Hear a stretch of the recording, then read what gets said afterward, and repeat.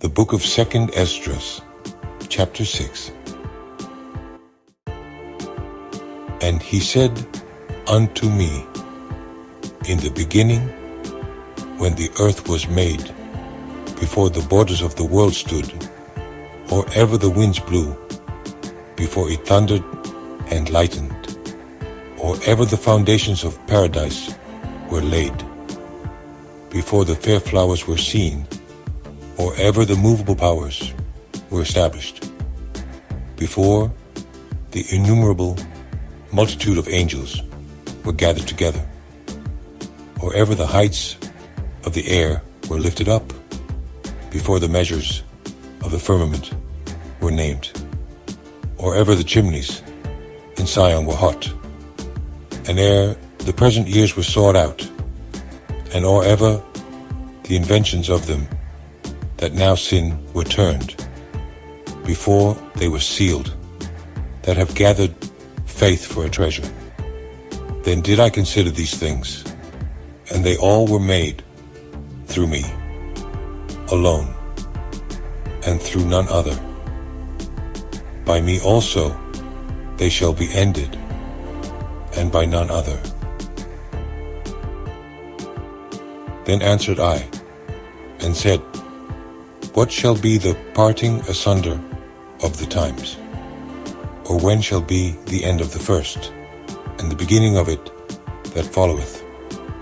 And he said unto me, From Abraham unto Isaac, when Jacob and Esau were born of him, Jacob's hand held first the heel of Esau. For Esau is the end of the world, and Jacob is the beginning of it that followeth. The hand of man is betwixt the heel and the hand. Other question, Esdras, ask thou not.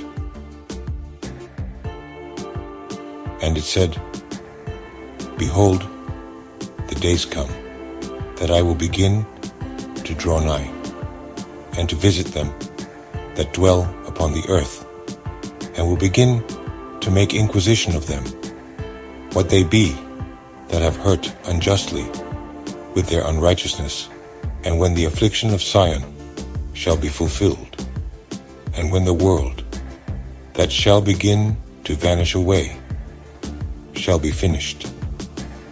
Then will I show these tokens. The book shall be opened before the firmament, and they shall see all together. And the children of a year old shall speak with their voices. The women with child shall bring forth untimely children of 3 or 4 months old, and they shall live and be raised up. And suddenly shall the sown places appear unsown. The full storehouses shall suddenly be found empty, and the trumpet shall give a sound, which when every man heareth, they shall be suddenly afraid. At that time shall friends fight one against another like enemies, and the earth shall stand in fear with those that dwell therein. The springs of the fountains shall stand still, and in 3 hours they shall not run. Whosoever remaineth from all these that I have told thee shall escape and see my salvation and the end of your world. And the men that are received shall see it, who have not tasted death from their birth, and the heart of the inhabitants shall be changed and turned into another meaning. For evil shall be put out, and deceit shall be quenched. As for faith, it shall flourish, corruption shall be overcome, and the truth, which hath been so long without fruit, shall be declared. And when he talked with me, behold, I looked by little and little upon him, before whom I stood. And these words said he unto me, I am come to show thee the time of the night to come. If thou wilt pray yet more, and fast 7 days again, I shall tell thee greater things by day than I have heard. For thy voice is heard before the Most High, for the Mighty hath seen thy righteous dealing. He hath seen also thy chastity, which thou hast had ever since thy youth. And therefore hath he sent me to show thee all these things, and to say unto thee, Be of good comfort, and fear not, and hasten not with the times that are past, to think vain things, that thou mayest not hasten from the latter times. And it came to pass after this, that I wept again, and fasted 7 days in like manner, that I might fulfill the 3 weeks which he told me. And in the 8th night was my heart vexed within me again, and I began to speak before the Most High. For my spirit was greatly set on fire, and my soul was in distress. And I said, O Lord, thou spakest from the beginning of the creation, even the first day, and saidst thus, Let heaven and earth be made. And thy word was a perfect work. And then was the spirit, and darkness, and silence were on every side. The sound of man's voice was not yet formed. Then commandedst thou a fair light to come forth of thy treasures, that thy work might appear. Upon the 2nd day thou madest the spirit of the firmament, and commandedst it to part asunder, and to make a division betwixt the waters, that the one part might go up, and the other remain beneath. Upon the 3rd day thou didst command that the waters should be gathered in the 7th part of the earth. 6 parts hast thou dried up, and kept them, to the intent that of these some being planted of God, and tilled, might serve thee. For as soon as thy word went forth, the work was made. For immediately there was great and innumerable fruit, and many and divers pleasures, for the taste, and flowers of unchangeable color, and odors of wonderful smell. And this was done the 3rd day. Upon the 4th day thou commandedst that the sun should shine, and the moon give her light, and the stars should be in order. Upon the 5th day thou saidst unto the 7th part, where the waters were gathered, that it should bring forth living creatures, fowls, and fishes.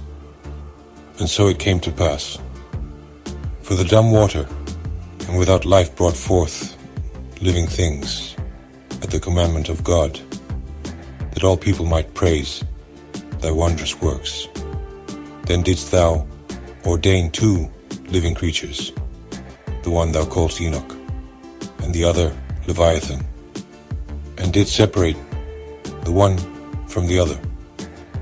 For the 7th part, namely, where the water was gathered together, might not hold them both. Unto Enoch thou gavest 1 part, which was dried up the 3rd day, that he should dwell in the same part, wherein are 1,000 hills.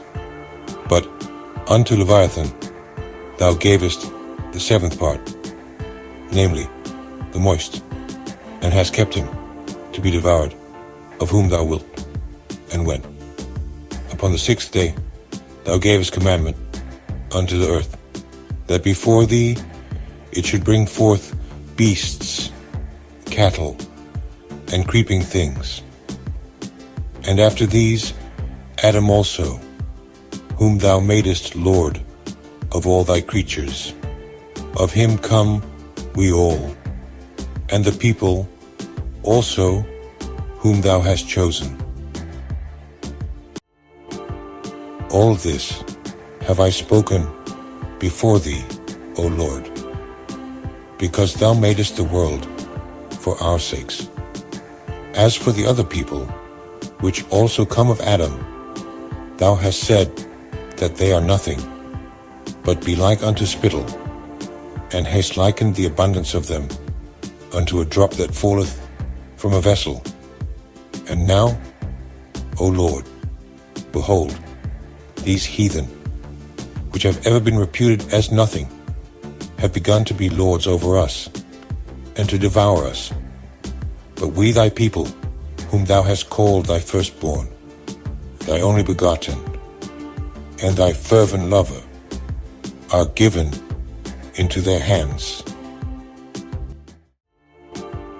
If the world now be made for our sakes, why do we not possess an inheritance with the world?